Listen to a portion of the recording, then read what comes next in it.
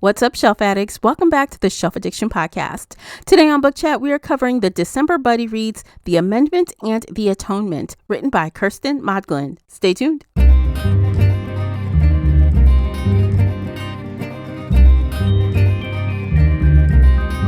Hey everyone, I'm your host, Tamara, and welcome back to the podcast. If you're new here, we feed your shelf addiction with fun book conversations, bookish topics, and more. It's like listening in on your favorite book club. Participate in this discussion by joining the Facebook group Shelf Addiction Official or on the Book Club's app. I hope to hear your thoughts on today's show. You can always find me and Classy on Twitter and Instagram. The links for everything I've mentioned are below in the show notes. If you enjoyed today's episode, please support this podcast by sharing it with some book nerd friends or on your favorite social media space. And don't forget to hit that like button and subscribe before you leave. That will really help me out, and I appreciate you for doing so. The uncut video version of this podcast is available now on Patreon. Join us there for exclusive videos, including after shows, special episodes, and more. So if you're interested in that at all, you'll need to come on over to Patreon and sign up. As always with Book Chats, we talk spoilers here, so you've been warned. Without further ado, let's begin. Joining me is the Buddy Read feature co-host Classy Green from the Bookish Virtual Assistant. Welcome back, Classy. Hey, Tamara, how are you? I'm good. How are you? Hanging in there. All right, good. So before we start the discussion, if you're interested in today's after show, we'll have a little short one over on Patreon that's available now for you to watch. You have a good time with that always. All right, y'all, let's jump into it. Today we are discussing two books. We're talking about The Amendment and The Atonement, both written by Kirsten Modglin. So we're going to kick things off with book one. Then we're going to have a commercial break and come back with book two because we have to separate these two books. We don't want to mush things together. We're going to see if we're successful. We're going to try. So we'll give the stats and the synopsis as we do, and then we'll just begin. So The Amendment, written by Kirsten Modglin, published February 1st, 2022. The audiobook was published by Dreamscape. The ebook was self-published. The audiobook narrators are George Newbern and Sarah Molo Christensen. The ebook comes in at 214 pages, and the unabridged audio is 5 hours and 37 minutes. Classy, would you please share the synopsis? Absolutely.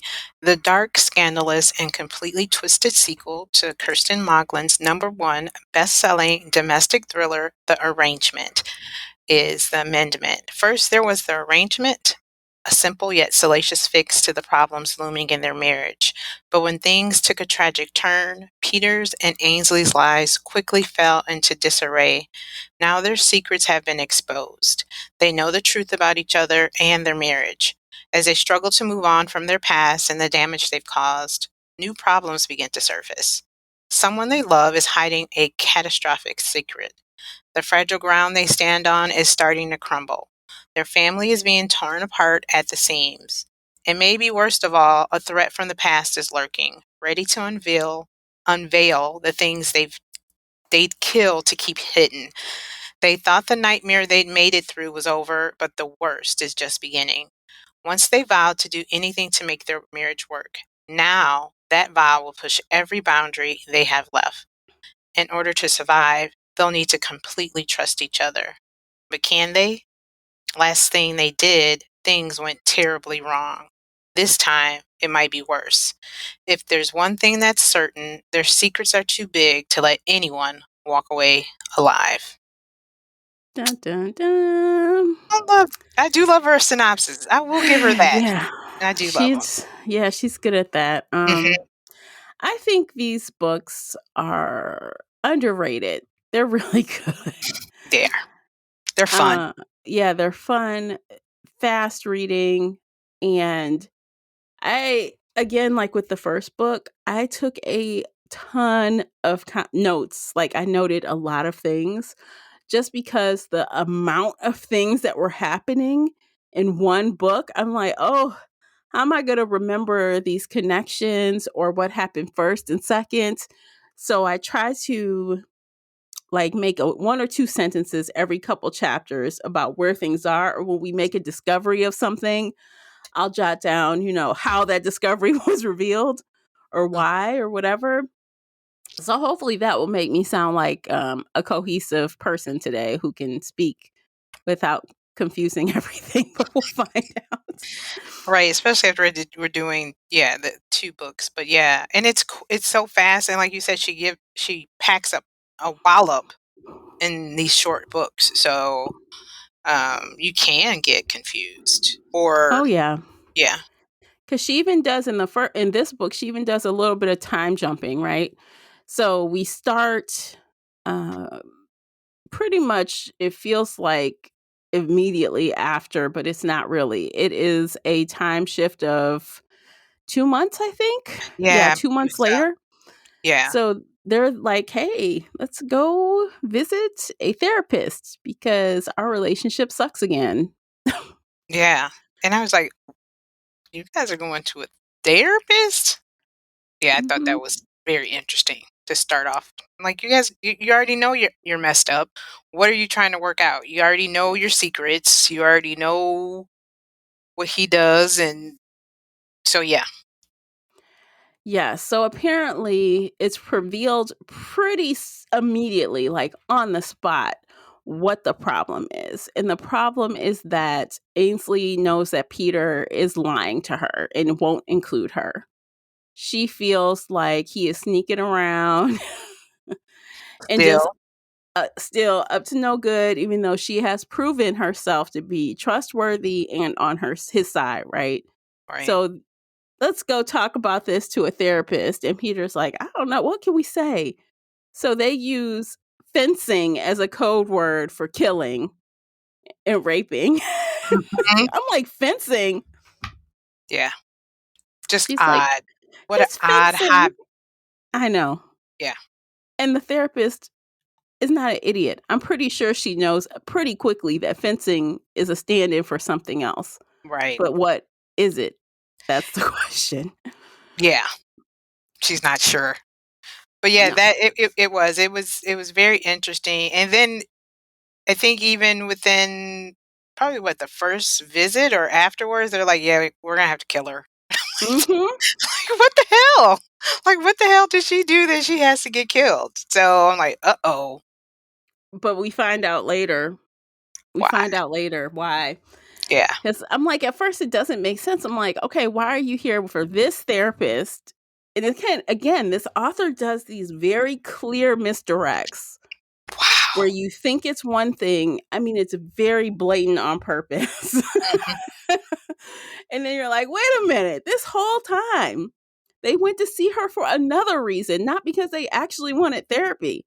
Yeah, yeah, and yeah, Kirsten is good at this, and it's like, going into it, because if you read book 1, she's gonna to play with your brain. She's gonna Hmm. play with your mind, mess with your emotions, and she does it, and you're just like, "God damn it, she did it again." Because you try to Yeah. prepare yourself. I don't know if you did, but I did. I Hmm. was just like, "Nope, she's not gonna get me this time."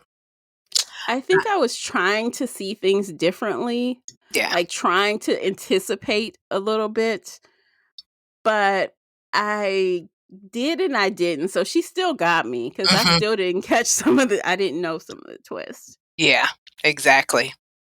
But this story, I felt like, with book 1, it was a lot, but she also set the stage for this book to do more of a deep dive and character development of Peter and Ainsley. We got to really find out what makes them tick. Because before it was just like, okay, he was a rapist and a murderer, and she was trying to save the marriage, and now we get the backstory. So she laid the framework with the arrangement, and in this one, we get to learn, get into Peter's brain and how this came about, because it was weird, how he became this rapist and Oh, murderer.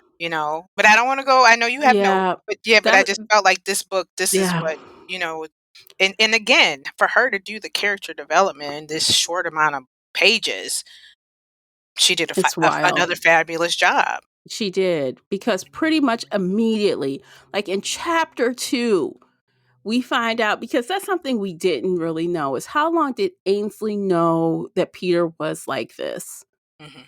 And it was a long time. Her youngest child is what, 11 or 12 or something? Her Yeah, daughter? 11, She's I think, or 12, yeah. known since her daughter was a newborn.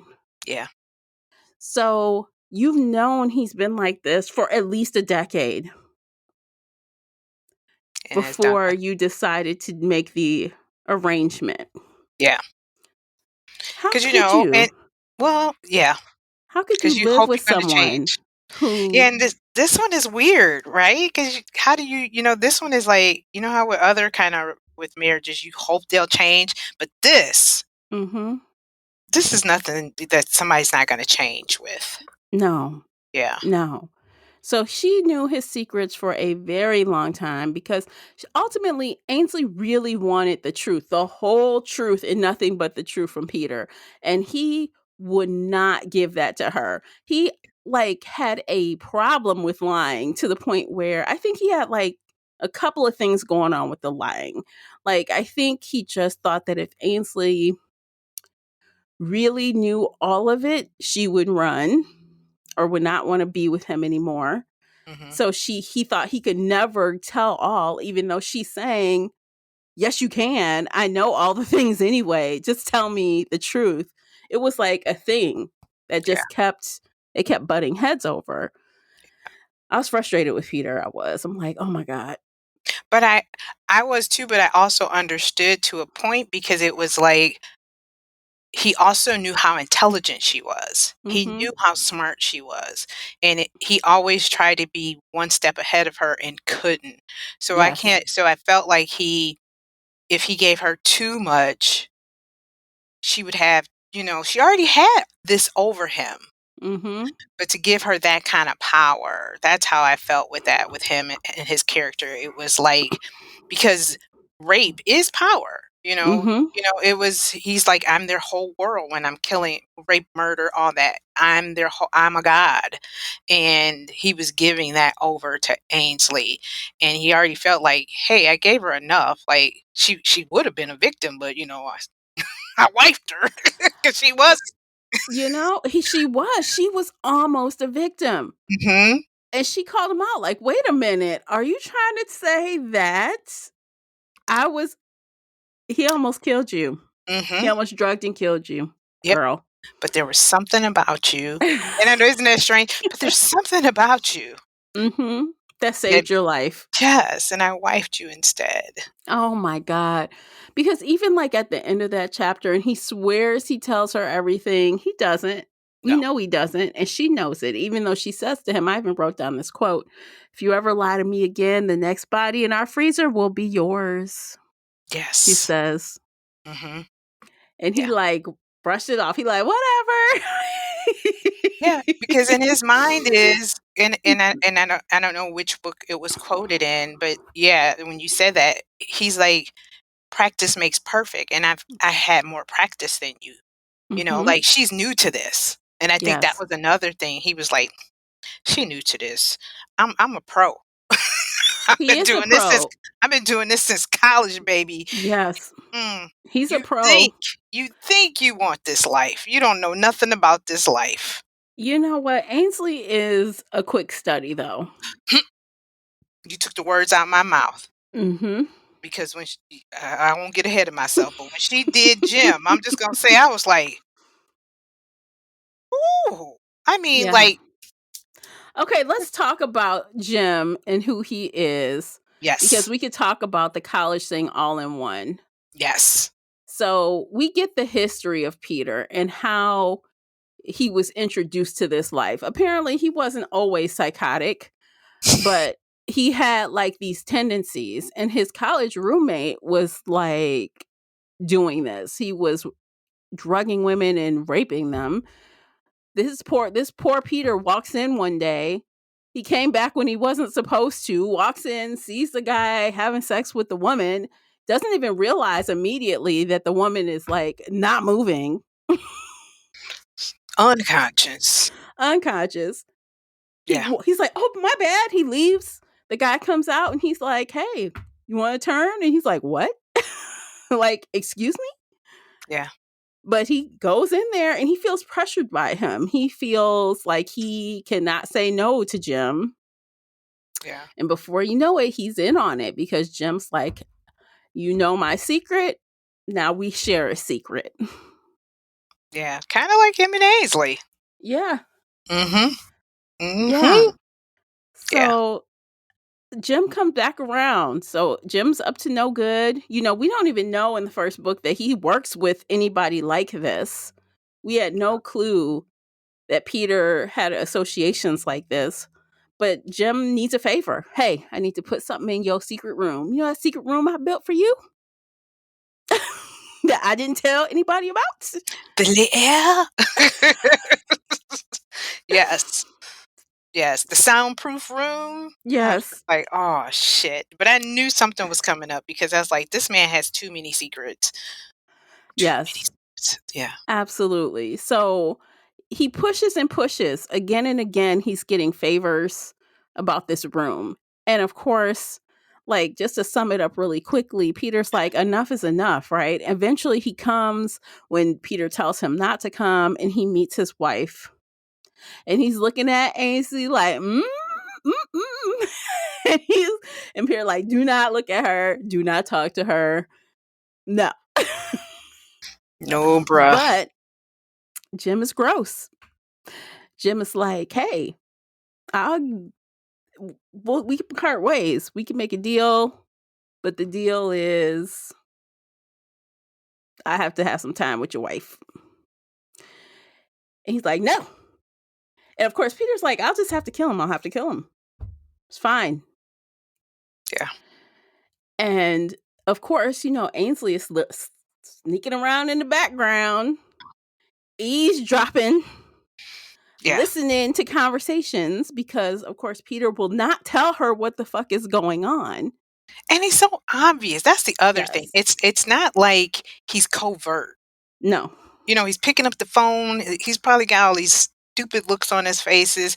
And she's just, and for one, she's like, I know you don't have a whole bunch of friends. A Mm-hmm. whole lot of people don't call you because those type of people don't have that kind of community. You know what I mean? So she, anytime he has a phone call or if he's stepping out, she's obviously looking. She like, who So, is that? What they hmm say?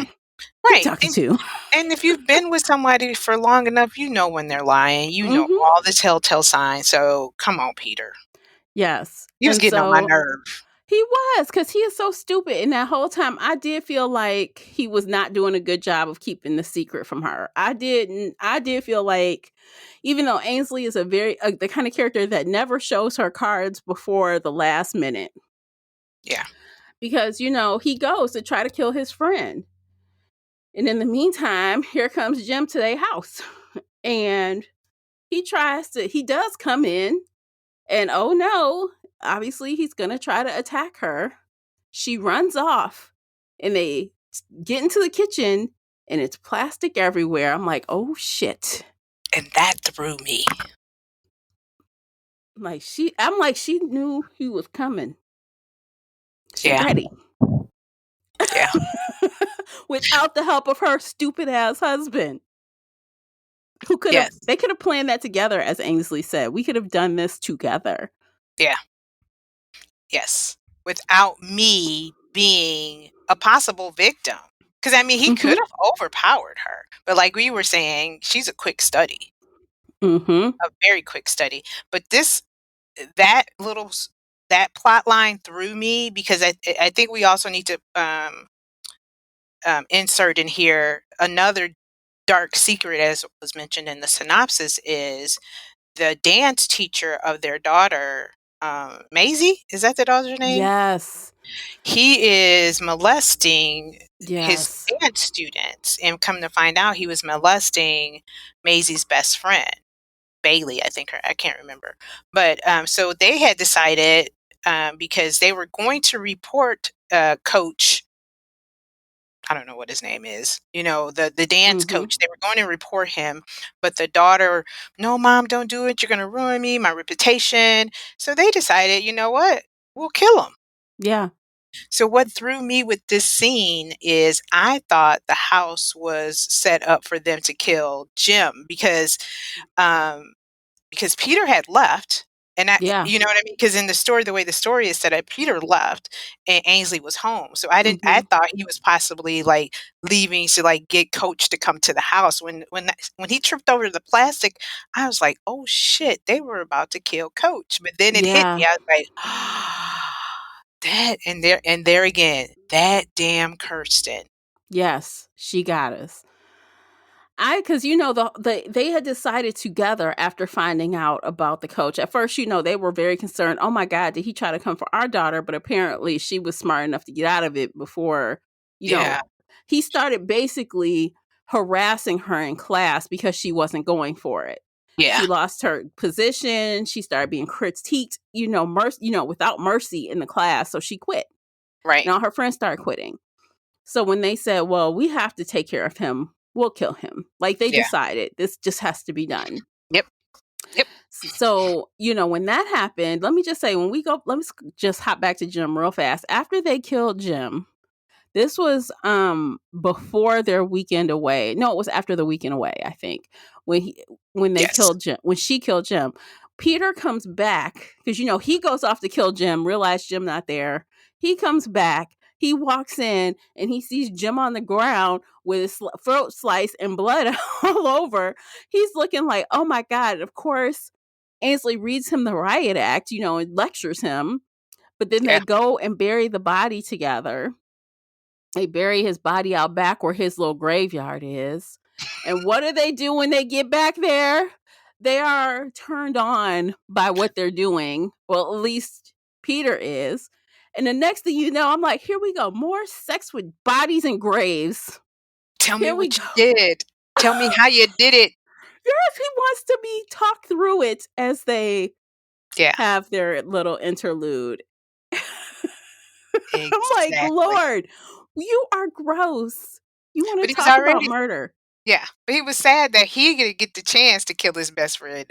I do remember that part. That got me. Yeah. He was just like, "God damn it, she got the chance to kill." Because I think he's wanted to kill him probably for a long time because he's probably Mhm. been an asshole to him, just kinda and just knowing that somebody else knows your secret. Yes. So it's like, another liability. But yeah, Yeah. that scene in the forest or whatever was just I was like, "You," I could just imagine them Oh, on the pine needles or whatever the hell was out there. they literally just finished burying that body. Yeah. And they like, "Let's get it on." I'm like, "Oh, Mhm. no. No, no, no." But yeah, he's a freak. I mean, that the kill gets him off. Mhm. Yeah. Yeah. And the more you think about it with this story, it's like I don't really think it gets Ainsley off, but Ainsley is willing to do whatever it is to keep her crazy ass husband. Exactly, which is Yeah. also a whole 'nother fiasco in itself. Yeah. So, like, we got all that stuff with Jim and stuff in the past, and then, like, suddenly we're flung back into the present when they are going back to see the therapist, but separately. They decided not to see the therapist anymore, but they're both seeing the therapist separately, sneakily. So I'm like, hmm. Yeah, because she can understand us better this Mm-hmm. way. Yes. And that whole time, like Jim is starting to get infatuated with her. And oh, you like me, blah, blah, blah.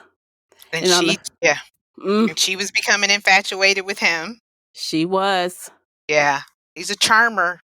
Yeah, she was. And Yeah. so this is happening, and then we like suddenly we get flung back. Like, well, actually, we have a little bit more time in the present when Ainsley and Peter are questioned about the disappearance of the coach. He's missing Yes. because we know they killed the Right, coach. They killed the coach. take a big breather. I heard that. He was like, "Okay, let me let me get this Yes, this story right because this is right here is where it's about to take a turn." yes, Yeah. it's crazy. Okay, so they killed the coach, and we quickly, I guess, Ainsley walked up in there, talked to the coach like it was no big deal. Then she starts questioning him. He starts getting kind of funny about what she's asking him. And before you know it, she stabs him with the drugs. She gets him with the drugs. He falls to the ground. You dead. So we already know she good with a needle. She quick. She limber and she quick. Yes. So anyway, oh, okay. While she's at the coach's place, she sees a photo on the table because she's like, okay, he has nobody. This would be easy. He has no friends, nobody. But he Right. sees these photos of a woman. So we're going to tell you, this is like spoiler, spoiler, spoiler. Y'all already know. So the coach has a girlfriend. The girlfriend is the therapist. So Yes. that is how they identified her. Yes. As someone they need to eliminate. Yeah. Because she'll be looking for her boyfriend, Mm-hmm. the pedophile. Mm-hmm. I had to put that out there. But but yes. Yes. And then she called too, right? She may Mm-hmm. have called on the phone and she recognized the number that popped up. But yeah. And that's why they were going to therapy. Yes. Yeah. So, their plan was to not really go to therapy like that. They were going to go, like, scope things out. And then they decided they needed to kill her. But they weren't going to go see her. And then all of a sudden, Ainsley didn't want to kill her. So they had a difference of opinion on if they should kill her or not. Yeah. So they kind of it seemed like it was dropped. And that's when they started seeing her separately. Right. Yeah, because Ainsley began to empathize with her because she realized that they were basically in the same boat, Mm-hmm. The therapist was dating a jerk who, basically molesting young girls, and Ainsley was married to Peter, a rapist murderer. Yes. And, that they were the same women. But Peter started having an affair with her, Yes, he with the did. therapist. Yeah. Yeah, which was wild. And at first I'm like, this woman is crazy. And I'm like, why is she doing this? And then I realized, like, several chapters passed. And then all of a sudden I realized, I wrote it down in chapter 28. Like, I realized that he's taken the therapist and that she is in the room. He comes to visit her, like another one of their meetings, right? He comes to visit her. The conversation seems regular at first, but then the way she's talking is changed. Hmm. I'm like, okay. Yes. And I'm like, oh my God, he took her. He dragged her Yes. and took She is her. a victim now that You're a victim. who has basically has what Stockholm syndrome, where she's Yes. beginning to, yeah. And he said it does, and he mentioned it doesn't take long before when they get in that room, and I'm, I have the control, and they think they can woo me and get me to change, and Mm-hmm. but yeah, that the conversation did change. It was Mm-hmm. "I love you," or "Just let me out," or "Can we do this?" Yeah. Yeah. So she's trying to talk her way out. It's not working. He leaves, and then we realize that Ainsley has also been visiting the therapist in the room. I'm like, the fuck? So Ainsley goes and talks to her. And I could tell, like, it dawned on me one of the last times that Ainsley went to see her, she noticed how thin she was or how tired looking she was or something. And Yeah, I'm like, oh, wait a minute. because she locked up. She locked up. So the therapist is still not telling on Ainsley, though. It's like, I Yeah, think the therapist must think that that's her secret weapon to help her out. If Peter won't let her out, Ainsley will let her out. I'm thinking yeah. that's what she's thinking. Yeah, because there was a line where she was saying, "But are you telling Peter, or does Peter know?" It Mm-hmm. was that that banter in between where I'm not in this. Have you told? And then Ainsley lost it after that because it was basically like, "Bitch, I didn't ask you a question. You need to Yes. answer me. Don't be Yes. telling me no shit about Ask Peter. Yes. I asked you to tell me." That's how I felt. That's how I interpreted She it when was I was reading tired it. of the game. She was tired. She like, Right. enough of this BS already. Mm-hmm. What So, Peter say? What y'all but do? that was the turning point for her. She was really pissed. And then she realizes that the relationship is over. I think she realizes he will never be honest with me. He will Yeah. never open up to me fully. I cannot live this way. This is over. So Yeah. what happens? She takes some drugs, puts it in the wine. Because, Peter is starting to act like he acted before when he was out doing things that he wasn't supposed to be doing. Yep. He's acting like he doesn't really care. He's not showing it. He's not being attentive. He's not paying Right. attention to things around the house and with the kids. So Yep. she's like, you're doing all these things. And I know this woman is in there. Mm-hmm. Yeah. For one, well, and he didn't realize that Ainsley was visiting her separately Mm-mm. either, but Ainsley had went to visit, and her receptionist mentioned that she was out of town and she had been gone for a couple weeks. Yes. So then it's like, Oh, oh, I know where she is. I know Mm-hmm. exactly where she's vacationing. Mm-hmm. In that room on my In Le property. in Le Air.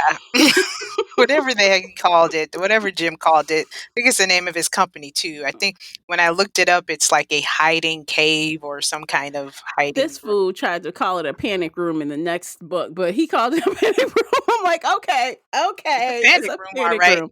Okay, right. for the So, victims. right, a panic room for the victims. Mhm. So she does drug him, knocks him out. Peter wakes up, and of course, he is in the room. He's in there with Joanna, the therapist, Yeah. And Ainsley, and right? Ainsley. She's in Yeah. there. Mhm. Yeah, and I think he was just surprised that she got the one up on him. He was surprised. He did not expect that at all. He No. did not expect her to drug him because the drugs came from Jim, because Jim would always drug his victims. Mm-hmm. And she saved some of the drugs and yeah, and Yeah. basically So knocked him out and set the place on fire. mhm. So she's like, okay, yeah, sorry, you got this is done. So she literally drugs him as he's trying to talk himself out of this. She drugs him, sets the place on fire, and leaves.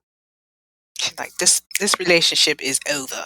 Yes. And then the very last thing, we jump, and it's 6 days later, and her and her children are on vacation on the beach, and her daughter says, "Hey, mom, there's a change in you. What's going on?"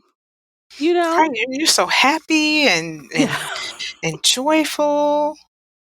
Yeah. And when is dad joining us? When is dad coming? Oh, he working. Don't worry about it. He He's had a big busy. project. Yep, he had a big Yes. project. Yeah. So la la la, having a good time, and I think the very last chapter, she gets a text from Peter. This motherfucker got out. He says, "Sorry, honey, rules are rules." Mirroring what she said to him And when she got into his space. Rules yes, are rules. I'm yes. like, damn it, he got out. But you never walk away. You make sure they die. Yeah, because did he send her, like, a picture or a blueprint of Yes.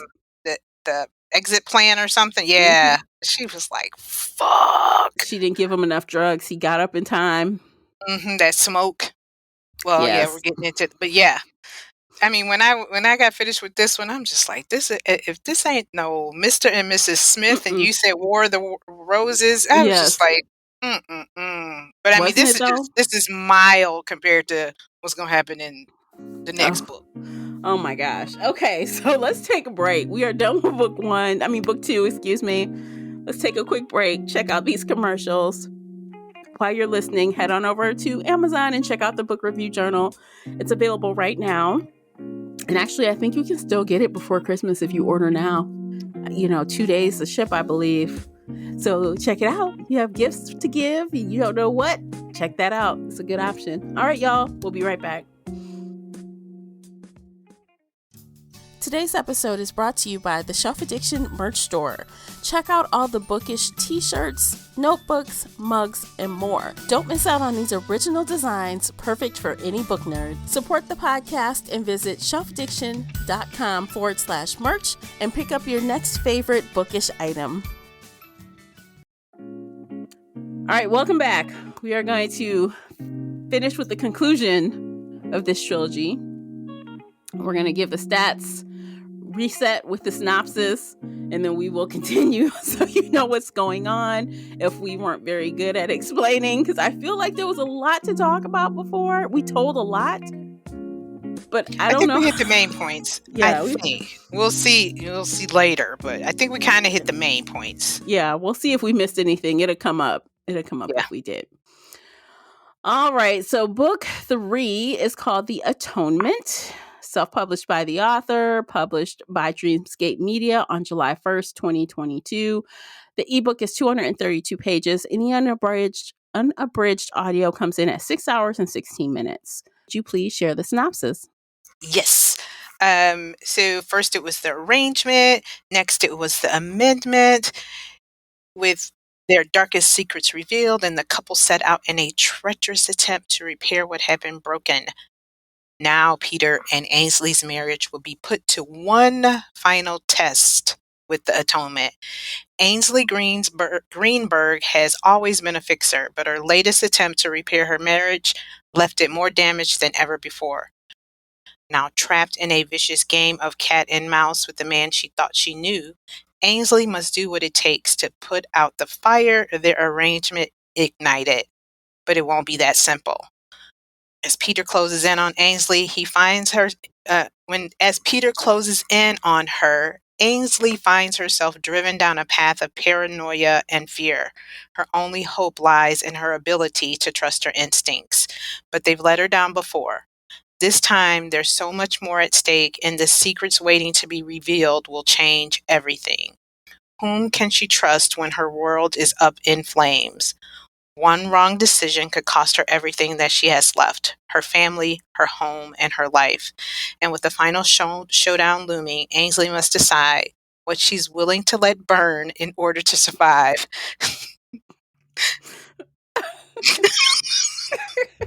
Sorry. As the blaze continues to heat up, it's only a matter of time before someone must atone for their sins. Oh my God, all those fire references. I know. Okay, Kirsten, I've had enough of you and your up in smoke, burn, fire, blaze. Oh God. Oh gosh. There's a lot of fire references there. Mm-hmm. There was. So yes. Although technically the fire is behind them. The house fire anyway. We'll find out. Yeah, there's remnants, there's smoke remnants, but the fire is over. And Peter is on the hunt now. Peter's just like, oh. Like literally this book picked up exactly where the other one ended. It was like it was the same book. Yeah, it was. It just rolled right on in there. There was no time jump. There was no.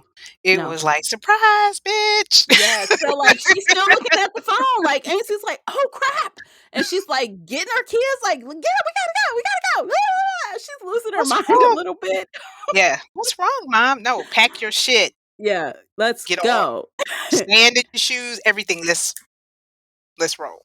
Yeah, and they do, and they go. And she runs to her mother of all people. Yeah. Who was a piece of work. Yeah, we learned. Well, we heard before that they didn't have a good relationship, but we really find out in this book how bad it is. Yeah. Her mother is very judgmental, very anti-Ainsley. You don't really know how to take care of yourself, and you have a really great husband. Don't lose him. Do everything you can to keep him in your relationship. That's Mom. Yeah.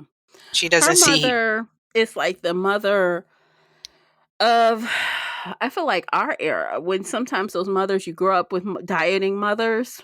Mm-hmm. And you grow up with eating disorders. So we didn't, but you know people who have developed eating disorders from that. Right. and adult women who have problems with self-esteem of weight gain and eating and constant dieting Yeah. because of the environment that you grew up in and being Right. critiqued and all of this. She dealt with a lot of that from her mother, Yeah. to the point where even she really didn't even want her kids to be around her by themselves, to the point where she says to her mother, "Do not count what my daughter eats. Give Yeah. her the same food as her brothers. Do Yep. not." She tells her how, don't treat her children like that. Right. Because it's right, it's a vicious cycle, Mhm. and her mother tried it too. She tried it Yeah. because it was the image of you'll never get a man, Mm. and like you said, that was that era of, for you to get a man, you need to be thin, you need to basically be quiet, do what they say, and stay young and pretty, Mhm. and so yeah. Yeah, her mother is It, very toxic, right? hmm. So, but she has nowhere else to go, and she thinks that's the most unlikely spot that Peter will look for her, because she normally would never go to her mother. So she thinks she has a little bit more lead time there, and she pretty much leaves them to go find Peter. And I found chapter 4 hilarious because that was Peter's point of view. And I made a note, the irony of Peter calling Ainsley a monster. Like, he was so put out that she tried to kill him. He was so irate. I was like, pot, kettle, and Right. come on, dude, what do you think? She's a monster. Like, really? Okay. Yeah. And I was like, and how did she get that way? Right. Because of Yeah. you. You made Mhm. her that way. You made her crazy. He basically created that monster. Yeah, he Mhm. did. Yep. She up there trying to save a marriage and trying to do, I mean, she basically was kind of following the steps of kind of what her mother was saying. Do whatever you can to keep your marriage without, some of the eating disorder things, but she was trying to do whatever she could to keep this man, and to the point of killing, Mhm. and still couldn't keep him. Yeah, and at this point, Ainsley has gotten to the point where, you know how when people say when women are done, they are done? Like, there's no coming back once you once you go past that line in the sand, there's no crossing back over. Nope. That is where Ainsley is. Yeah. She's nervous. She actually is technically on vacation, but she goes to her job, which is a bank, and pulls out all the money out of all their accounts except 25 bucks in each account. Yeah. She asked for more time off. It's like she is planning She's on the to run. run.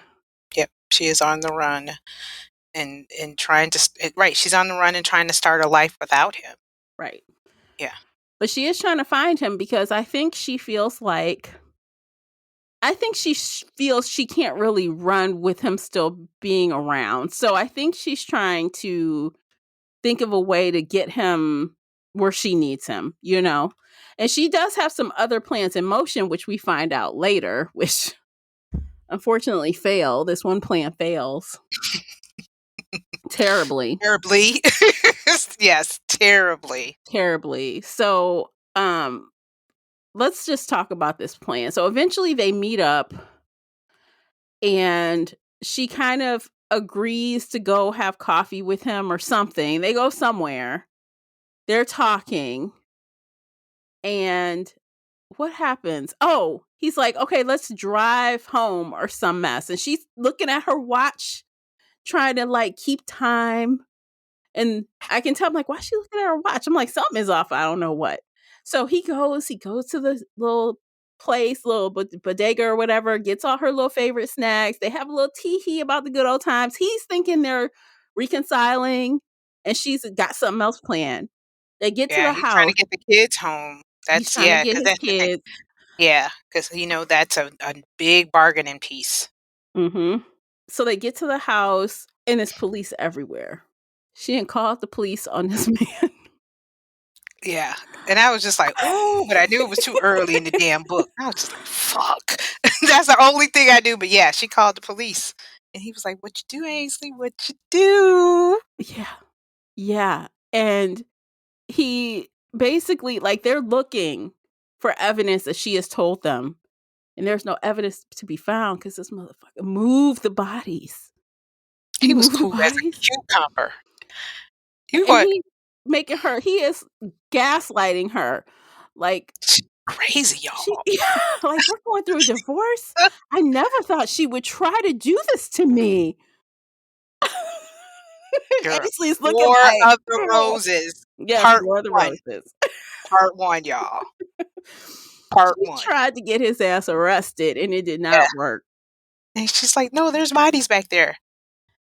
No, "Bodies? it's What is not. she talking about?" Yeah. I would yeah, and the detective's like, "We haven't found anything. We found, earth that's been moved, but no bodies." Mhm.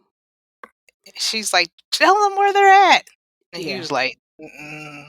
Sh She loco, y'all, basically." She's loco. But then there was one thing she had, but she couldn't use it. She goes, "There's bodies under the thing, under the cement of the Right, the porch." yeah. And she's like, the detective's looking at her kind of lopsided. He's like, "How do you know there's bodies beneath there?" She couldn't give him up without giving herself up. That's why she let it go. Because she Mhm. couldn't say how she knew that there were bodies under there. Yep, yep, So she had one last thing, but it would involve her giving herself up, and she didn't yeah. do it. And she was like, "Ugh, I have to play that card. Can't play that card." And he looking at her like I know he probably I mean, this is just a book, but he probably like, "Yeah, Ainsley, how? Mhm. How? Please tell us." She's Mhm. like, "Damn it. Damn Yeah. it." And the other thing is like, "And then y'all gonna leave me with this motherfucker? No." Yes. That's all I could think of is like, Yes. "Y'all gonna leave us together So after I she just" she ran off. Like, he kinda tried to get her, but she ran off and sped off in his car. I'm like, "You That gonna was leave me? hilarious. Why would That you scene leave this woman with someone she just accused of all this stuff?" Like, right. Like, "Can somebody give me an escort?" That's what I'd be like, "Can yeah. somebody please give me a ride off the premises, please?" Right. But that scene was hilarious, though. It was. It was It was funny. It was funny. I'm like, "Oh my god." And he kicked rocks basically in his face. All I could see was the tires was like Yeah. in the driveway. I was like, "Oh god, this" it was fun. It was a Yeah. fun scene. It was funny. I'm Yeah. like, "Oh my god." So he calls, like, his job. Doesn't he go to call his job and he Yeah, he gets the go ahead. I think he gets does he get no, wait, how does he get Gina to come in? Yeah, No, no, because Gina winds up kinda helping Ainsley, but yeah, he right. gets Well, at first he got her to come pick him up because he said, "Ainsley took my car. I need a that's right. ride to go get her car." That's right, exactly, so he did call Gina his coworker. Uh-huh, and she Yeah, comes, and he's telling her all this crazy stuff, and, yes. like, she could see, like, he had a wound from where She Ainsley took a chunk out of his ass. She spit the meat out, y'all. Yeah, like, she bit him, like, where flesh came off. Gross. Patooey. It's spit it out. That's all I that's what I that's what I read. I don't know what you read, but I read Patooey. Yes. I can visualize it. I can visualize it. I'm like, "Oh my god." So, Yes. he's got this wound, and he's like, "She crazy, basically. Yeah, my kids. She gonna take my kids." So he feeding her all this stuff. What happens? They end up together, like, doing a stakeout for her. I'm like, "This bitch helping I was him?" like, wait, when I got to that part, I was like, "Dang, did she get the D and we don't know she got the D? Because ain't no way you sitting on a stakeout with your Mhm. coworker Mhm. over his" nah. Mm-mm. But yeah. But yeah, she was like, "I know you're a good man when we go on trips. You buy your kids gifts. You really care about them, and I want to help you. I understand." And and a lot of times, men aren't believed. Because Mhm. she saw the wound, and I was just like, "Oh, she is really falling for this shit." He, Mhm. oh, she done fed him a bunch of. lies. Yes. And I feel like I'm about to get this next part a little there's some confusion with what happened first. I didn't make my notes clear enough. So we meet this new guy. This new guy enters the picture at his mother's house. It's the mother's neighbor. What's his name? Sam or something? Mm, So the mother has this new hot neighbor that's like 25 years old or some mess. The neighbor, yeah. she met him a couple of Matt. times. Matt, there we go. Matt. Yes. So she met Matt maybe twice. And then on the last time, she took her kids and moved. In the midst of all this other stuff happening, they moved out of the mother's house and into a hotel. The mother wanted to get the kids some stuff. Like, I'm like, the mother is like really pushing to find out where she is. And I'm like, what is wrong with her mother? Something is not right with her mother, because she kept trying to push to find out where she was. So she caves and said, just don't come here. Peter might follow you. So all that is happening. Peter, so what was his name again? Matt goes, takes the little things for the children and asks her out on a date. That was suspicious. Yes. I'm like, Especially when M called. Yes. Text. Yes. Yes. M showed up and I was like, wait, when that happened, so M text Peter, I know where she is. And I said, wait a minute. How does Matt know Peter? That's the first thing I thought. I'm like, wait a minute, M for Matt? Yeah, it was a little too, yeah. It was on the nose. And I'm like, I should have known it wasn't that simple. Yeah, exactly. She didn't get me with that one. No. But I did, but I was just like, nice try, Kirsten. Nice try. Yeah, she tried it. But it came forward. I mean, it came around because when we found out M is from mother-in-law, apparently. Because her mother did tell. And I'm like, I knew it. I'm like, that hoe. Yeah. What kind of mother is that? Yeah, she was too persistent, but why won't you show me? Why won't you tell me? And I was like, yeah. Why would even do something like that? Her mother never believed her. So I felt, wench. So the mother told where her hotel location was, and Peter was hiding in the damn closet. And when she showed up after her date with Matt, he attacks her. He does. And he basically kidnaps her. He attacks her and kidnaps her. He does do it, because then she's like, when she wakes up, she's in the room. She's like, how did I get all these bruises? How did I get here? His ass threw her in luggage. Folded her up. I would lose my mind if someone tried to throw me I was in a luggage, like thrown up like a dead body. Thank God for those drugs. Yeah. But I know she's probably aching, like you said, bruised, and but yeah.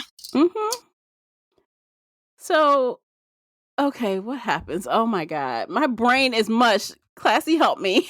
What happens? So after that, and they get to the room. Oh, and he's like, you know what, Ainsley, I've loved you. Yeah. If you really wanted me dead, you would have killed me at the time. Instead of trying to start a fire, you would have killed me, but you love me. And I know that I love you. And Ainsley basically said, and you love me, or I would be dead right now. So let's just agree to kind of make this work. Yes. And she's like, let's just do this. And he's like, but first the kids. He's like, we got to get the kids back. And that's when she's like, he said, call and bring the kids home. And she made a call. And he was like, give me the phone. She called Glennon, which is her best friend, and said, hey, can we meet at the park so I can pick up the kids or something like that? I think she called Glennon, but like her phone said another initial or something. I don't think it said Glennon. I think it said G. G, right. It was G, but we're assuming that it was Glennon because it's his best friend, and Glennon was the one who had the kids. Yes. So, right, it was G. So he was like, why are we meeting at the park? And she's like, that's what they were doing. I don't want to interrupt their lives. Let's just go. Yes. And they get to the park. And who's at the park? Gina! She's at the park. His coworker Gina, the one who was in the stakeout with him. Yes. So apparently, see again, like Ainsley is always one step ahead of him somehow. Somehow she lucks out because what happened was Gina said, basically from her point of view, was like, I knew something was weird when he came to get that credit card from work and his behavior had changed. Like something was wrong. So she called his wife and told on him. And then the wife, obviously, Ainsley took that opportunity to tell Gina that she was an abused woman and Yeah. she needed help. And it worked in her favor because here he is with this bite mark. So Gina's Yes. probably like, oh, yeah, she was probably defending herself. Mm-hmm. Mm-hmm. Hmm. So she And she believed that. did know that the marriage was on the rocks. Yeah. Yeah. You have a Mm-hmm. cheating husband that abuses you because the husband is on the app. So she knew. So Mm-hmm. he looks really bad. Yeah. So, Gina is there and pretty much Ainsley walks away. She walks away Yeah. from him. Like, damn. Yes. Scot-free. Because now you have a witness. You Mm-hmm. can't do it. What are you going to do? Kill Gina? Mm-hmm. I mean, eventually, that's what I thought eventually that, yeah, it probably will. But just because, but yeah, she was able to walk away with the witness. And he kind of just stood there with egg on his face. There Yeah. was nothing that he could do after that. No. He was just like, God damn it, she won again. Again.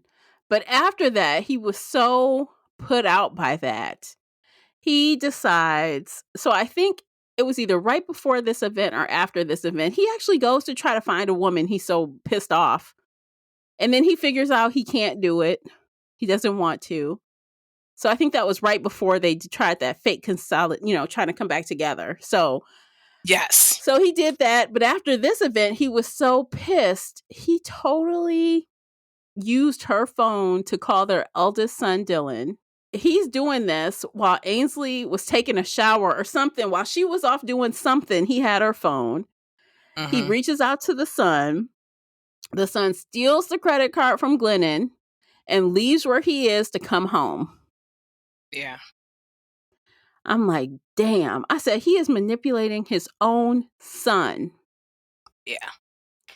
Tells you what kind of person, what kind of character he really is. Yeah. And when that happened, I was just like, yeah, he never was going to change. No. Because anytime you can use a child for that type of purpose, just to get your marriage, and it really wasn't even marriage, it was just all about power. Yeah. And Because he tells his son that Matt is abusing his mother. But I'm like, they just met Matt. Why would he think his mother is in a relationship? Think for yourself, child. Why would he think that his mother was in a relationship with that guy that just moved there?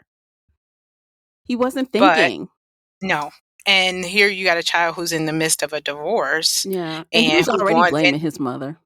Yep. He was blaming his mother, dad. He wanted to live with dad. So anything dad said was, key.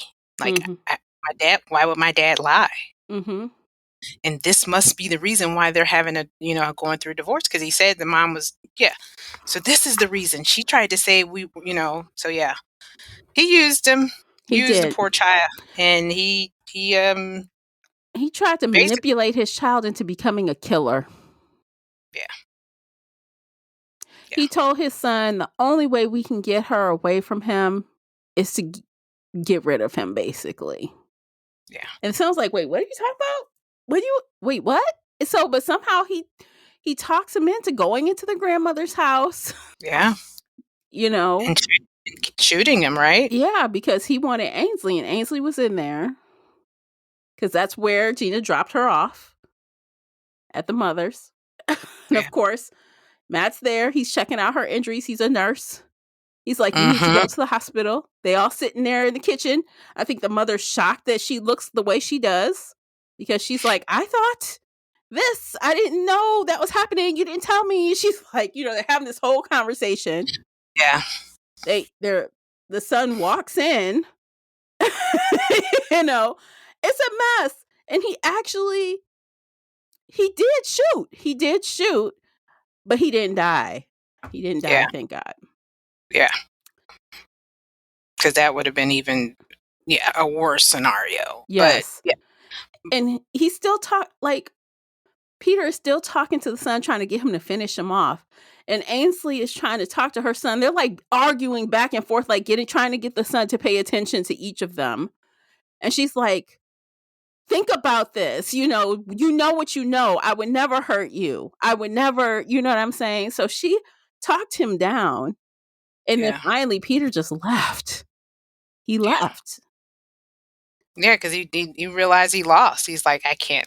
This isn't working. For one, he's not. Well, I mean, he probably didn't realize he wasn't dead, but now he realized, like, hey, my spell on my son has been lifted. Yeah. Even though I got him to do what I needed him to do. And I thought that too, that, hey, I got him to shoot him and harm him. That's over and done with. But then once he realized that, you know what, I don't think I have any power in this situation anymore. Yeah. He was like, you got to kill your mother. She's going to tell. And that's when she was like, what? I would never hurt you. Stop and think about this. Yeah. So literally, Peter just turns around and walks away. That is it. And then we jump a year later, right after that scene. They've moved. They're in a new state. Aunt Glennon and Uncle Seth are moving in. They got a nice, pretty house. Everyone pick your rooms. Yeah. It's all great. And then Ainsley kind of like goes into her space, and I guess she finds she pulls out like something out of her crawl space in her room, like underneath the wood board or something. She pulls out a box and there's an envelope with a tuft of brown hair in an envelope. And I thought immediately, did she kill Peter? Is that Peter's hair? I know. I thought that. But then we jump back 6 months again, one chapter to the next, forward 6 months, back 6 months again. This is the most crazy shit ever. She's walking in for a job interview for a bank. She's going to see this new hiring manager. She walks in. It's fucking Peter using a fake name. I'm like, the fuck? From one of those body bags or whatever that Jim had. Yeah.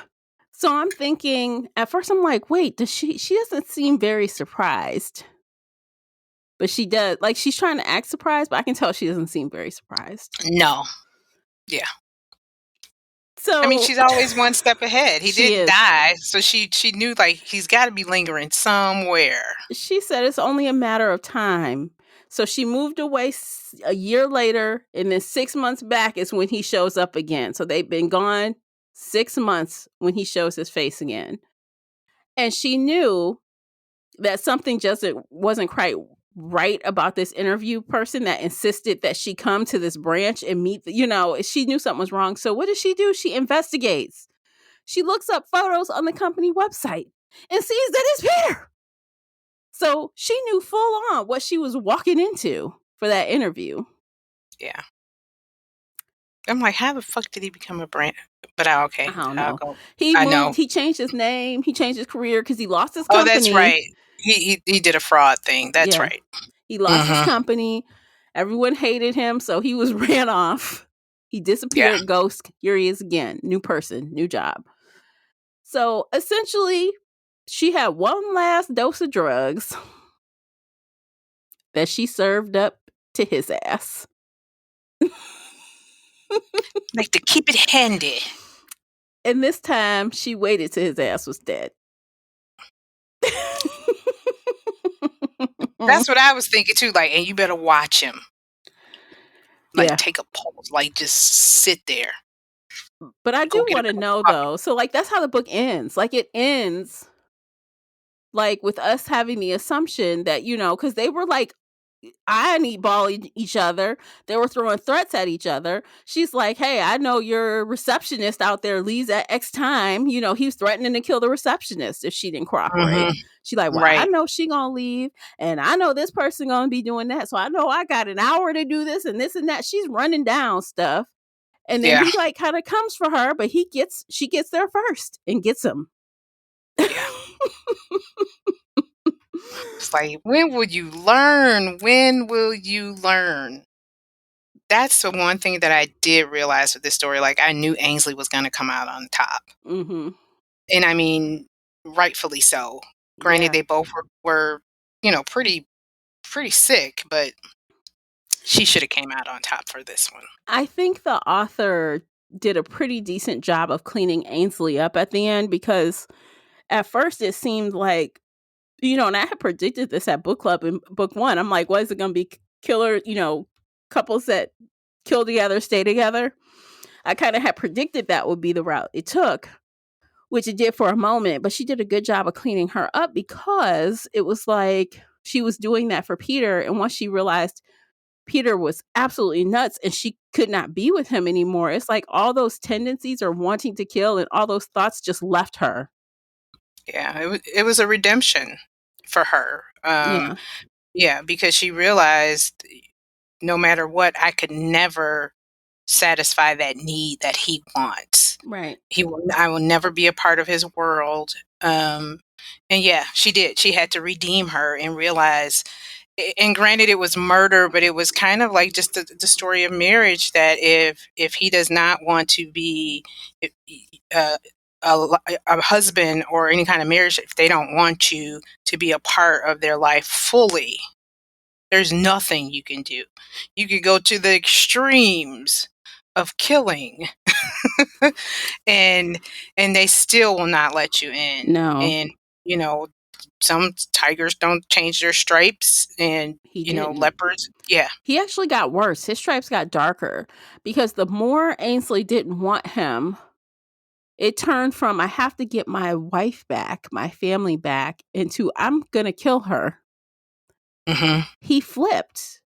Yeah. I mean, I never thought he would try to talk his own son into killing his mother.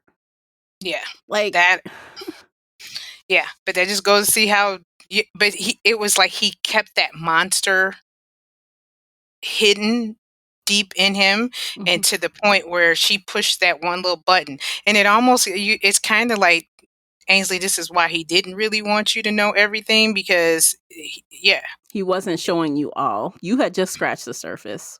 yeah, he was really, really dark. Mhm. And once she realized that and he's just like, she's seen it all. It was Now a I got to me get or rid of her. you situation. It was gonna be her, it was gonna be him. Yeah.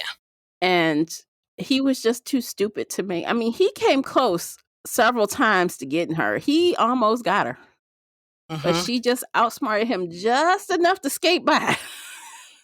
Yep.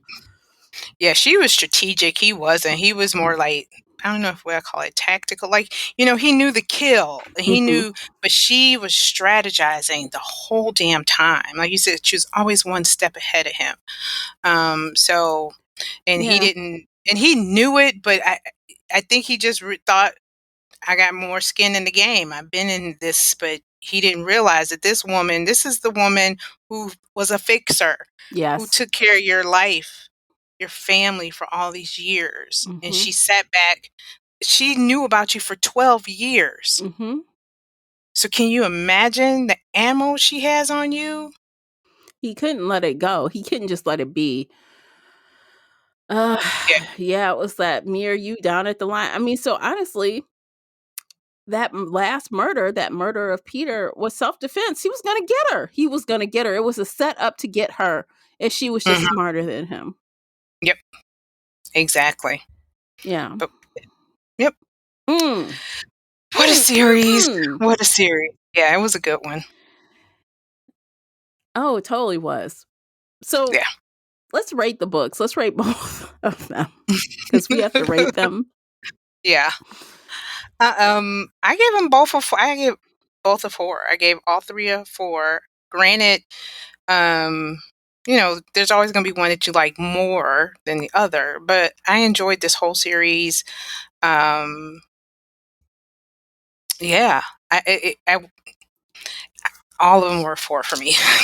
Same. I gave the last 2 a 4 as well. I enjoyed them just as much as the first one. So, guys, pick this one up. Yes, I've told a couple friends, like, if y'all don't have nothing to do and you want something binge worthy, this is it.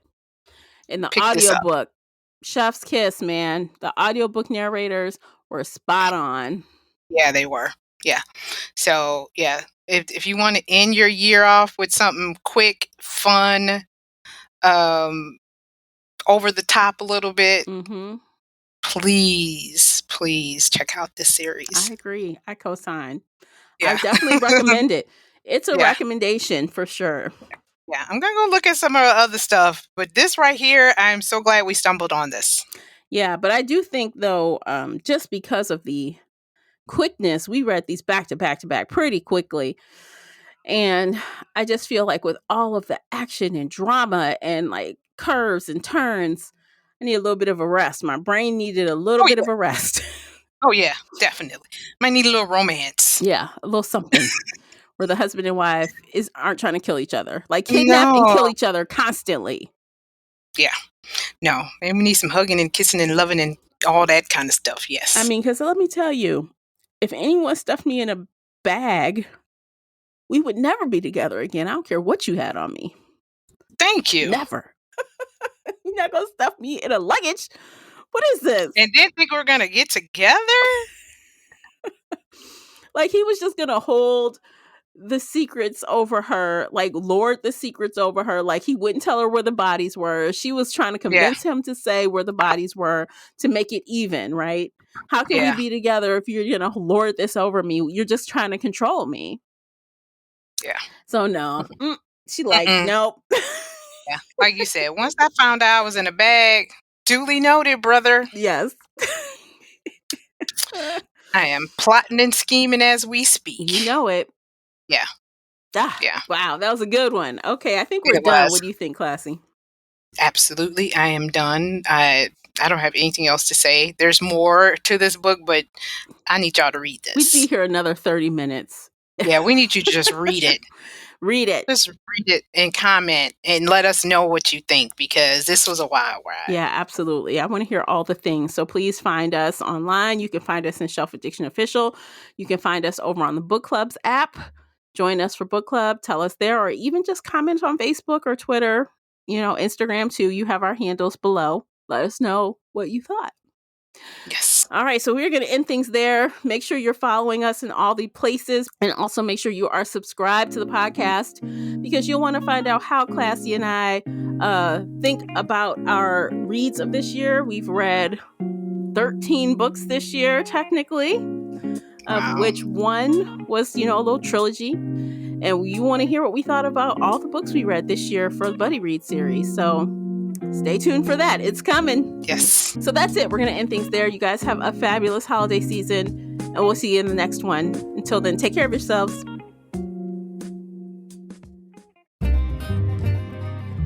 If you enjoyed today's episode and would like to show your support, there are a few things you can do. Head on over to Apple Podcasts and leave a positive 5-star review, or like this episode on your favorite podcast player.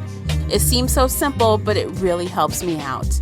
You can share this podcast with other book nerd friends or on your favorite social media space. You can also join the Shelf Addiction Patreon family. For as little as $2 a month, you will help us produce even more awesome content for your ears.